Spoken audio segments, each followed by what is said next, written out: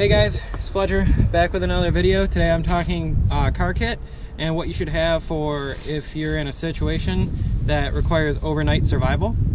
So stick around. I hope you like this video, and I hope this is more general for everybody else other than just people who want to go outdoors and do things. So yeah.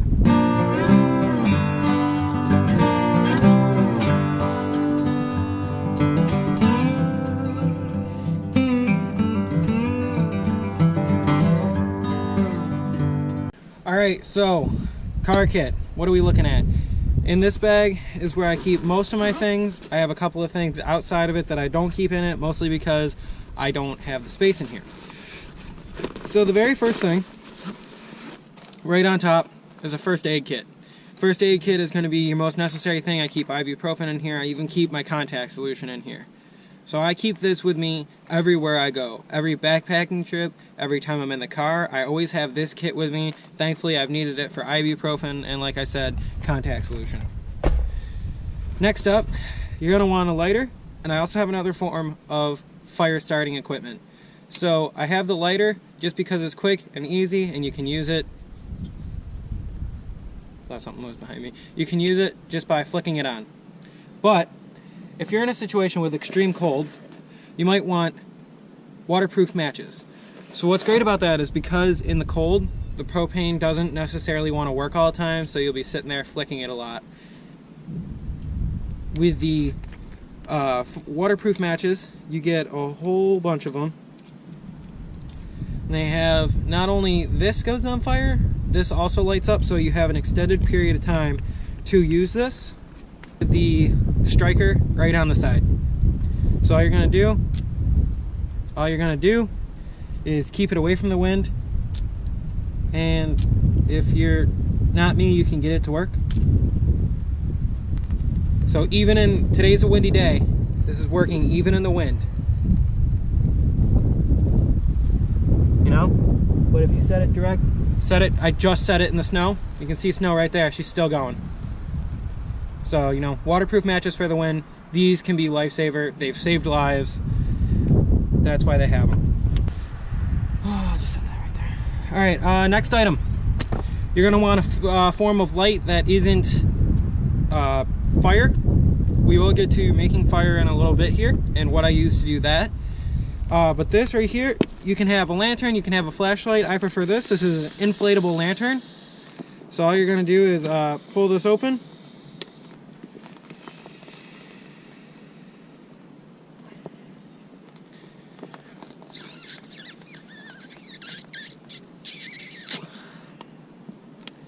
And then right away, you can't really see it very well in the light. Well, maybe you can. You do have light on, and this one specifically I like because it has a brighter setting, and it also has a emergency setting. So if you see somebody coming down the road, you can flag them down. Really helpful tool. And it's solar powered, it doesn't require batteries. And it compresses right back down when you're done using it. This is another important thing that I like to bring with me when I'm on backpacking trips, just because it's great to have in the tent. Weighs almost next to nothing, compact. So this right here, this is great, especially if you're next to a river. You're able to fill up water. But if you're not, and it's snow, you are able to you have your anything that can be used to boil water. Best part about these things, especially in the winter, reach down, there you go, there's water. But now you need some place to boil it down and heat it up, get all the contaminants out of it. And then it comes to this. Everybody should learn fire starting. Fire starting is an important skill. It's been an important skill since the first Neanderthals and the first men were around. This right here is an Ember Light stove that I personally adore. This stove, and I won't set it up because I'm going to do a gear review in a different video of this stove, but it comes in 4 different pieces and it sets up super easy to use, super easy to set up. Really love this stove. I'll bring it with me over a propane stove like you saw in my Algonquin videos, in my Algonquin videos, you saw a propane stove because before we showed up, there was a fire ban, but then, of course, as soon as we left, there wasn't one. So I could have saved so much room. But these save room, a little backpacking pro tip, these save room over your propane stoves because you have the propane tanks, and judging on what burner you're using can be different. But if you want to have those in your car kit, that is perfectly okay. That is 100% okay because they're 10 times easier to use. The only problem is along with the propane lighter, your casual Bic lighter, hello son, your Bic lighter, you're not able to light it as easily. It takes a little bit to warm up. Now, a little side thing I'm going to throw in here because I should is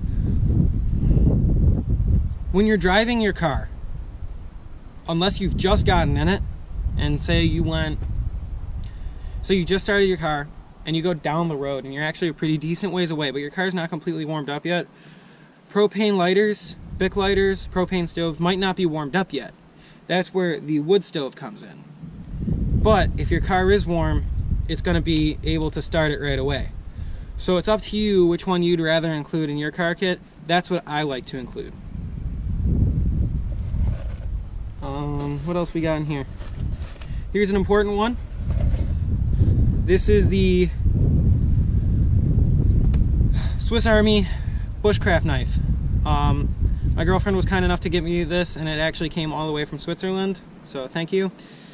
I really love this knife. It's great because it has the blade on it, but it also comes with a mini saw. Now I'm not saying you're going to be able to. One second, we're at a wood pile. You're not going to be able to hack down trees that are this big.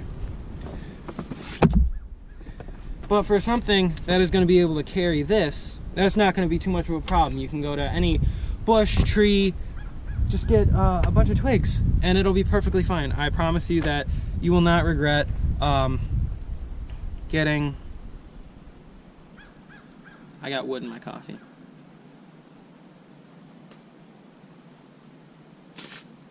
That's great.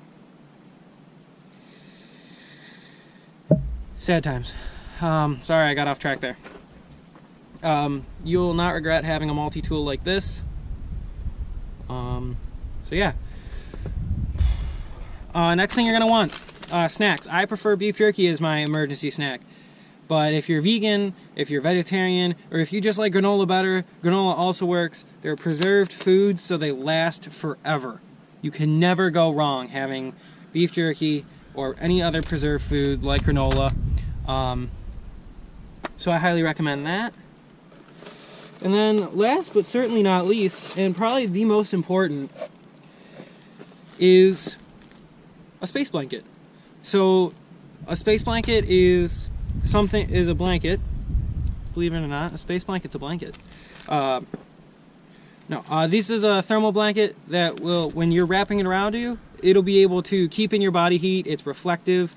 You can also use this. This is also reflective. If headlights shine onto this, they'll be able to see it. I'm not saying, use it to flag people down, but this has many, many purposes. I know a lot of people on their bushcraft shelters and other videos have actually used this to insulate.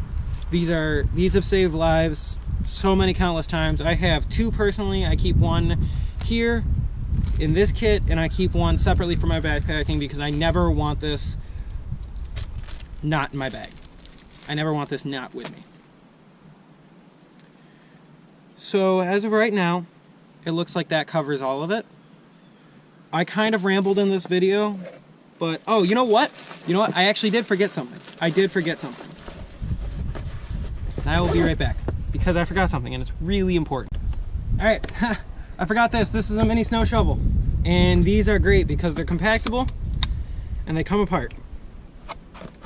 They come apart, so they can fit almost pretty much anywhere. I keep this one in my trunk or under the back passenger seat of my car all throughout the winter. Obviously in the spring you can take it out. You don't really need it anymore. It's not winter.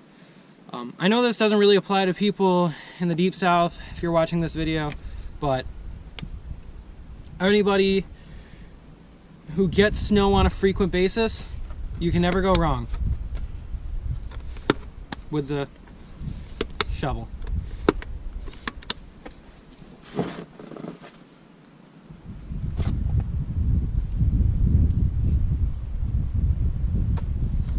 So, oh, there's my coffee snow. Get rid of that. So that's about it. If I'm forgetting anything, or if there's anything you prefer to keep in your bag, or car kit, or survival kit, or bug out bag, whatever you want to call it, if there's anything else you keep in it that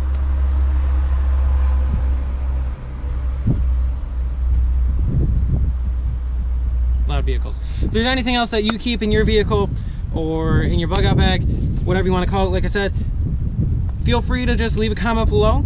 I'd love to hear it. Maybe it's something that I forgot and that I should really have in there, otherwise I'm totally screwed. So that's about it for me today, guys. I hope you really enjoyed this video, and yeah, so I will see you all around in the next video.